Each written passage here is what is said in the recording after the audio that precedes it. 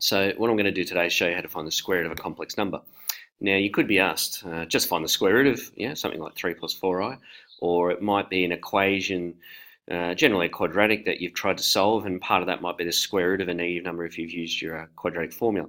So this is how I tend to do it. There's a couple of So what I tend to do is I let a plus bi equal the square root of 3 plus 4i. So if I can find what a and b are, and these are going to be real solutions, so they can't be complex numbers that you get here, then we'll get our solution.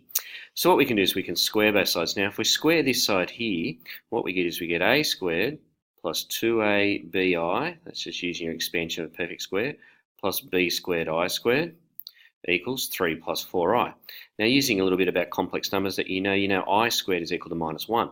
So I'm going to replace I squared with minus 1.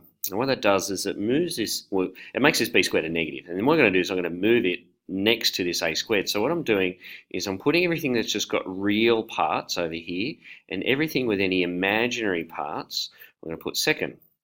Now what that allows me to do is it allows me to equate these two. So a squared minus b squared has to equal 3, and 2ab has to equal 4. So let's write that down. So a squared minus b squared equals 3, and 2ab equals 4. So that means b equals, dividing by 2 we get a 2, and if I divide through both sides by a we get this. Now what I'm going to do is I'm going to substitute this into here. So what you end up with is, and you can call this number 1, so you can say sub in b equals 2a, or number 1. We have a squared minus, now if I'm going to square this, I get 4 on a squared equals 3. Now we probably don't need these brackets. If I wanted to write it as 2 on a and then all squared, I'd probably do that. Now if I multiply through by a squared, so this is an equation reducible to quadratic, so we could write this as a to the power of 4 minus 4 equals 3a squared. That's having multiplied through by a squared. Removing this over the other side, a to the power of 4 minus 3a squared minus 4 equals 0. Now I'll just do a little bit of working up here so I can fit it in. Actually, I'm going to go all the way up here. You just keep going down your page. So this is a equation that I can reduce to a quadratic. So it becomes a squared equals 0. So I'm looking for two numbers that multiply together to give you minus 4 and add together to give you minus 3. So that clearly is a minus 4 and a plus 1.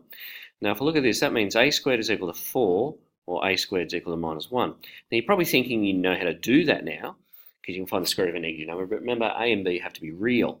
So this has no real solutions, and this gives us a equal plus or minus 2. Now if a equals plus or minus 2, that means b must equal, if I substitute plus 2 into that, I get a plus 1. If I put a minus 2 into this, I get a minus 1.